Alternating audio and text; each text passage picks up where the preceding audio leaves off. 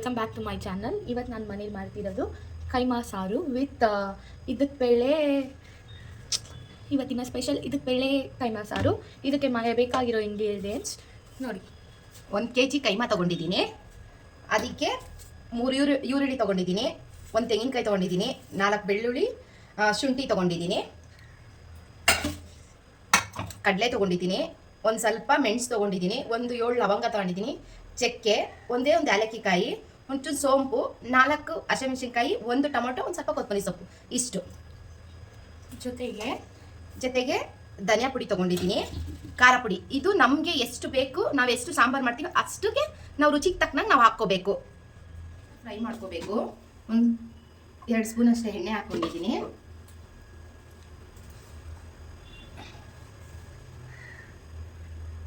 ನಾನು ಈರುಳ್ಳಿ ಹುರ್ಕೊತೀನಿ.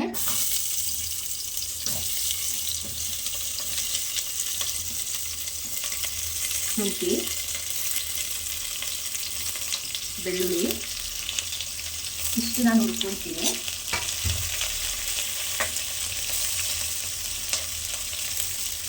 ಮೆಣಸಿನ್ಕಾಯಿ, ಸೋಂಪು, ಚಕ್ಕೆ, ಮೆಣಸು, ಲವಂಗ.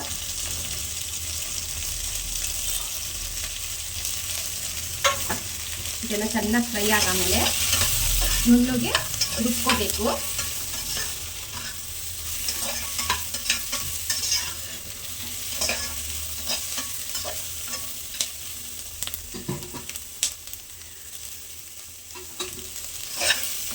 ಇದೆಲ್ಲ ಚೆನ್ನಾಗಿ ಒಂದು ಸ್ವಲ್ಪ ಫ್ರೈ ಆಗಬೇಕು. ಫ್ರೈ ಆಗೋವರೆಗೂ ಫ್ರೆಂಡ್ಸ್ ಒಂದು ಟಿಪ್ಸ್ ಹೇಳ್ತೀನಿ. ನಾವು ಈ ವೀಕಲ್ಲಿ ನಾನು 2 ಟಿಪ್ಸ್ ಕೊಡ್ತೀನಿ. ಯಾಕೆ ಟಿಪ್ಸ್ ಕೊಡ್ತೀನಿ ಅಂದರೆ ಈ ಟಿಪ್ಸಿಂದ ತುಂಬ ಬೆನಿಫಿಟ್ಸ್ ಇದೆ. ನಾವು ಎಷ್ಟು ದುಡಿತೀವಿ ಅನ್ನೋದು ಇಂಪಾರ್ಟೆಂಟ್ ಅಲ್ಲ, ಎಷ್ಟು ಆರೋಗ್ಯವಾಗಿರ್ತೀವಿ ಅನ್ನೋದು ಮೋಸ್ಟ್ ಇಂಪಾರ್ಟೆಂಟು. ಯಾಕೆ ಅಂದರೆ ದುಡ್ಡು ಬೇಕು. ಯಾಕೆ ದುಡ್ಡು ಬೇಕು ಅಂದರೆ ಯಾರ ಹತ್ರನೂ ನಮ್ಮ ಕಷ್ಟ ಬಂದಾಗ ಕೈ ಚಾಚಕ್ಕೆ ದುಡ್ಡು ಬಿಡಲ್ಲ. ಅದಕ್ಕೋಸ್ಕರ ನಾವು ದುಡ್ಡು ಮೋಸ್ಟ್ ಇಂಪಾರ್ಟೆಂಟ್ ಅಂತೀವಿ. ಅದಕ್ಕೋಸ್ಕರ ನಾವು ದುಡ್ಡು ಮಾಡಬೇಕು. ಆಯಿತು, ದುಡ್ಡು ಮಾಡ್ತೀವಿ, ನಮ್ಮ ಆರೋಗ್ಯನೇ ಇಲ್ಲ ಅಂದಮೇಲೆ ನೀವು ದುಡ್ಡು ಮಾಡಿ ಏನು ಮಾಡ್ತೀರಾ? ಅದಕ್ಕೋಸ್ಕರ ಹೇಳ್ತೀನಿ, ಫಸ್ಟು ಮೋಸ್ಟ್ ಇಂಪಾರ್ಟೆಂಟ್ ನಮ್ಮ ಆರೋಗ್ಯ. ತುಂಬ ಆರೋಗ್ಯ ಚೆನ್ನಾಗಿ ನೋಡ್ಕೊಳ್ಳಿ, ಹೆಲ್ತಿ ಫುಡ್ ತಿನ್ನಿ. ತುಂಬ ಕಡೆ ಕ್ಯಾನ್ಸರ್ ಜಾಸ್ತಿ ಆಗ್ತಾ ಇದೆ. ಅದಕ್ಕೆ ನಾನು ಇನ್ನೊಂದು ವಿಡಿಯೋ ಅಪ್ಲೋಡ್ ಮಾಡ್ತೀನಿ, ಒಂದು ಪೇಷಂಟ್ ವಿಡಿಯೋ ಅಪ್ಲೋಡ್ ಮಾಡ್ತೀನಿ. ಹಣ ಕೋಟಿ ಕಟ್ಟಲೆ ಇದೆ ಅವ್ರ ಹತ್ರ, ಆದರೆ ಆ ಕೋಟಿಯಿಂದ ಅವ್ರನ್ನ ಬದುಕಿಸ್ಕೊಳಕ್ಕೆ ಆಗ್ತಾ ಇಲ್ಲ ಇವತ್ತು. ಅದಕ್ಕೆ ನಾನು ಏನು ಅಂತೀನಿ ಅಂದರೆ, ತುಂಬ ಕಡೆ ಕ್ಯಾನ್ಸರ್ ಇರೋದ್ರಿಂದ ಡ್ರ್ಯಾಗನ್ ಫ್ರೂಟ್ಸು, ಆಮೇಲೆ ದಾಳಿಂಬೆ ಹಣ್ಣು ಡೈಲಿ ಇದನ್ನೆಲ್ಲ ಜಾಸ್ತಿ ಯೂಸ್ ಮಾಡಿ. ಅದರಿಂದ ನಿಮ್ಮ ಆರೋಗ್ಯ ಚೆನ್ನಾಗಿರುತ್ತೆ.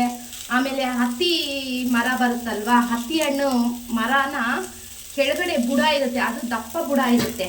ಆ ದಪ್ಪ ಬುಡನ ಕೆಳಗಡೆ ಯಾರನ್ನ ಇವಾಗ ಹಳ್ಳಿ ಕಡೆ, ನಮ್ಮ ಸಿಟಿ ಕಡೆ ಅಂದರೆ ಸಿಗೋದಿಲ್ಲ, ಹಳ್ಳಿ ಕಡೆ ಅಂದರೆ ಆ ಮರಗಳು ತುಂಬ ಸಿಗುತ್ತೆ.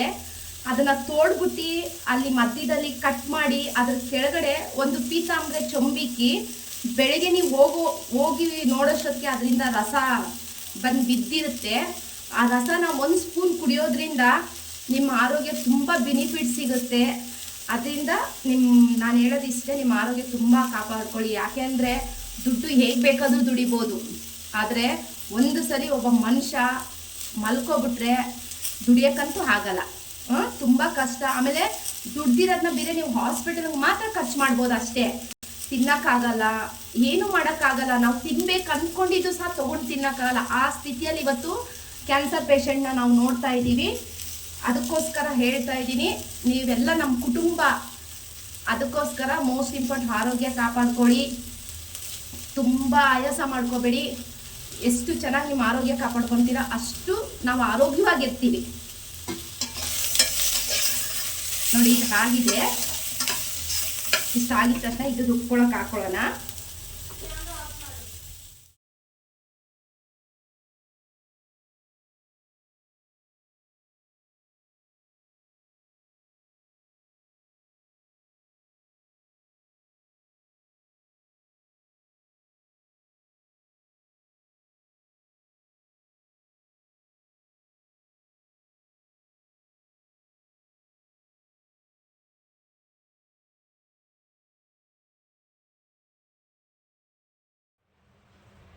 ಈ ಮಸಾಲೆ ಆಗಿದೆ ಫ್ರೆಂಡ್ಸ್. ಇವಾಗ ಇಷ್ಟು ಕಡಲೆ ಹಾಕ್ಕೊಳ್ಳೋಣ. ನಾನು 4 ಸ್ಪೂನು ಧನಿಯಾ ಪುಡಿ ತೊಗೊಂಡಿದ್ದೀನಿ. ನಿಮ್ಗೆ ಎಷ್ಟು ಬೇಕು ನೀವು ತೊಗೊಳ್ಳಿ. ನಾನು 4 ಸ್ಪೂನ್ ಧನಿಯಾ ಪುಡಿ ತೊಗೊಂಡಿದ್ದೀನಿ, 3 ಸ್ಪೂನ್ ಖಾರ ಪುಡಿ ತೊಗೊಂಡಿದ್ದೀನಿ, 1 ಫುಲ್ ಟೊಮೊಟೊ ತೊಗೊಂಡಿದ್ದೀನಿ. ನೀವು ನಿಮಗೆ ಎಷ್ಟು ನಿಮ್ಮ ಮನೇಲಿ ಮಾಡ್ತೀರಾ ಅಷ್ಟು. ನಾನು 1 kg ಕೈಮಾಕ್ ತೊಗೊಂಡಿದ್ದೀನಿ. ಇದು ಅರ್ಧ kg ಕಾಳಿದೆ, ಅದಕ್ಕೋಸ್ಕರ ಇಷ್ಟು ತೊಗೊಂಡಿದ್ದೀನಿ. ಇದು ರುಬ್ಕೊಬರೋಣ ಬಂದಿದ್ದೀನಿ. ಇವಾಗ ಇದು ಎಕ್ಸ್ಟ್ರಾ ಮಸಾಲೆ ಒಂದು ಸ್ವಲ್ಪ, ನಾನು ಒಂದು ಸ್ವಲ್ಪ ಜಾಸ್ತಿ ಮಾಡೋದ್ರಿಂದ ನಾನು ಜಾಸ್ತಿ ಮಸಾಲೆ ರುಬ್ಕೊಂಡಿದ್ದೀನಿ. ಇವಾಗ ಇದು ಮಸಾಲೆ ಹಾಕ್ಕೊತಾ ಇದ್ದೀನಿ. ಇದೇ ಜಾರ್ಗೆ ನಾವು ಕೈಮಾನ ಹಾಕ್ಕೊಂಡು, ಕೈಮಾ ವಾಶ್ ಮಾಡಿ ಇಟ್ಕೊಂಡಿದ್ದೀನಿ ನಾನು. ಇದೇ ಜಾರ್ಗೆ ಹಾಕ್ಕೊಂಡು ರುಬ್ಕೊಳ್ಳೋಣ. ಇದೇ ಕೈಮಾ ಹಾಕ್ಕೊಂಡು ಅದಕ್ಕೆ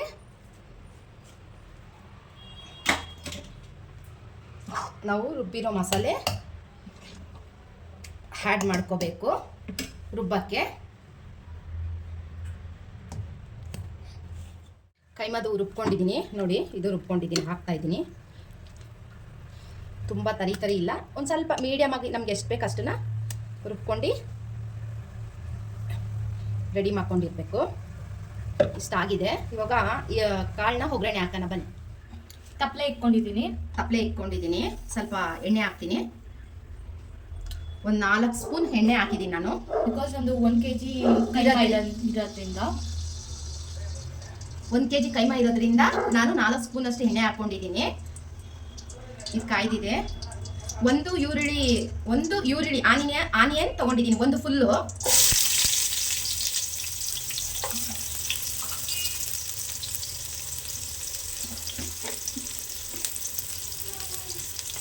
ಇಷ್ಟು ಅರ್ಶಿನ ಹಾಕ್ತಾ ಇದ್ದೀನಿ.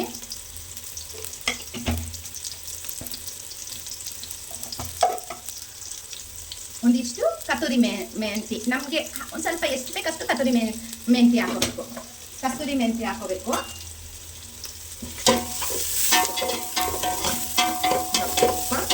ಎಲ್ಲ ಚೆನ್ನಾಗಿ ಫ್ರೈ ಆಗಿ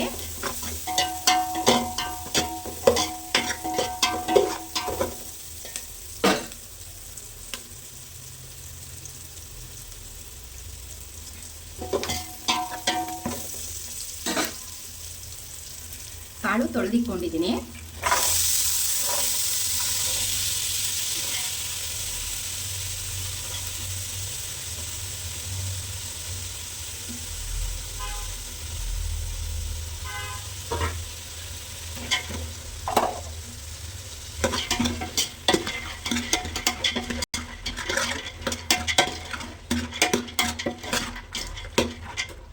ಎಲ್ಲ ತಿರ್ಸ್ಕೋಬೇಕು. ಸ್ವಲ್ಪ ಅದು ಕುಕ್ ಆಗಲಿ.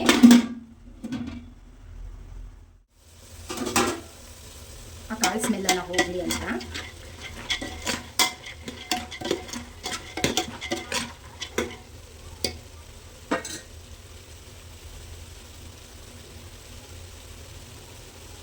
ನಾನು ಇಲ್ಲಿ ಒಂದು ಸ್ವಲ್ಪ ಮಟನ್ ಬೇಯಿಸ್ಕೊಂಡಿದ್ದೆ. ಆ ನೀರಿಗೆ ಒಂಚೂರು ಉಪ್ಪು, ಖಾರ ಪುಡಿ, ಧನಿಯಾ ಪುಡಿ ಹಾಕ್ಕೊಂಡಿದ್ದೆ. ಆ ನೀರು ಇದ್ರಲ್ಲಿ ಹಾಕ್ತೀನಿ. ಸ್ವಲ್ಪ ಕಾಳು ಬೇಯಬೇಕಲ್ವಾ, ಅದಕ್ಕೋಸ್ಕರ ಇವಾಗ ಹಾಕಿದ್ದೀನಿ. ಇದರಲ್ಲಿ ಇದೆಲ್ಲ ಬೇಯ್ಕೊಳ್ಳಿ ಒಂದು ಸ್ವಲ್ಪ. ಉಂಡೆ ಮಾಡ್ತಾ ಇದ್ದೀನಿ. ಎಲ್ಲ ಉಂಡೆ ಮಾಡಿ ತೋರಿಸ್ತೀನಿ. ಈ ಥರ ಉಂಡೆ ಕಟ್ಟಬೇಕು ಫ್ರೆಂಡ್ಸ್. ಈ ಥರ ಉಂಡೆ ಆಗಿದೆ. ಬನ್ನಿ ಇವಾಗ ಕಾಳು ಈ ಥರ ಇದೆಯಲ್ಲ, ನೀರು ಹಾಕ್ಬಿಟ್ಟು ಹಾಕಲ್ವಾ? ಫಸ್ಟು ಬೇಳೆ ಇದೆಯಲ್ಲ,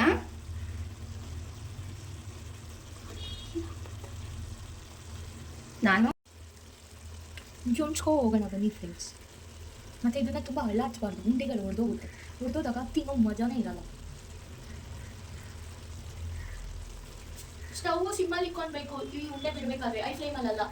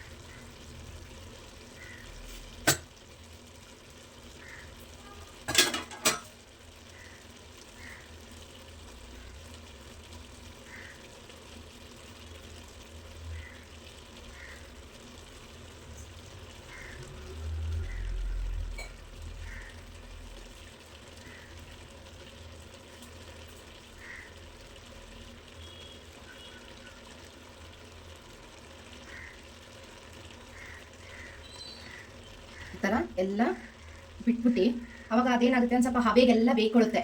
ಆವಾಗ ನಾವು ಮಸಾಲೆ ಹಾಕೋದ್ರಿಂದ ಉಂಡೆ ನಮ್ಗೆ ಹೊಡಿಯೋ ಚಾನ್ಸಸ್ ಇರಲ್ಲ, ಚೆನ್ನಾಗಿ ಬರುತ್ತೆ.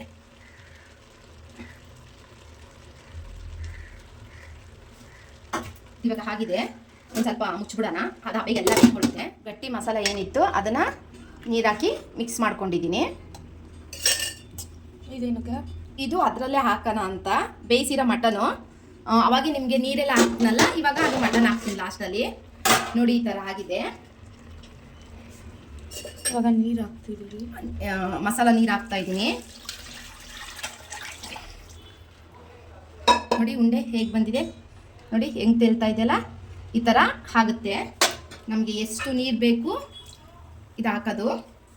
ಉಪ್ಪು ಹಾಕಬೇಕು, ನಾನು ಒಂದು ಎಡಿ ಉಪ್ಪು ಹಾಕ್ತೀನಿ. ಆಯಿತು,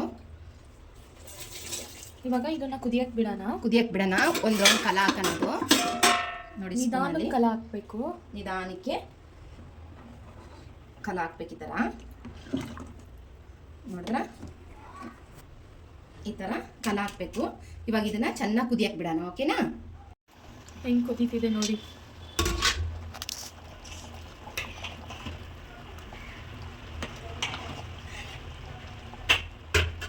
ಇದು ದೃಷ್ಟಿ ತೆಗಿತೀನಿ.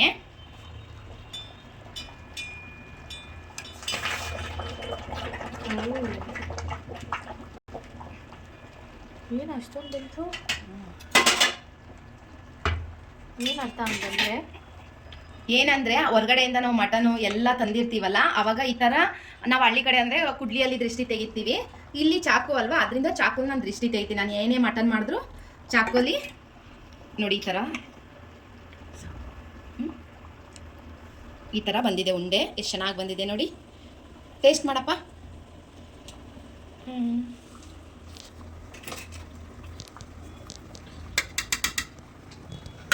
ಸಾಫ್ಟಾಗಿದೆ ಅಲ್ಲ? ಸಾಫ್ಟಾಗಿದೆ. ಎತ್ಕೊಂಡಿದ್ದ ತಕ್ಷಣ ಬಂತು.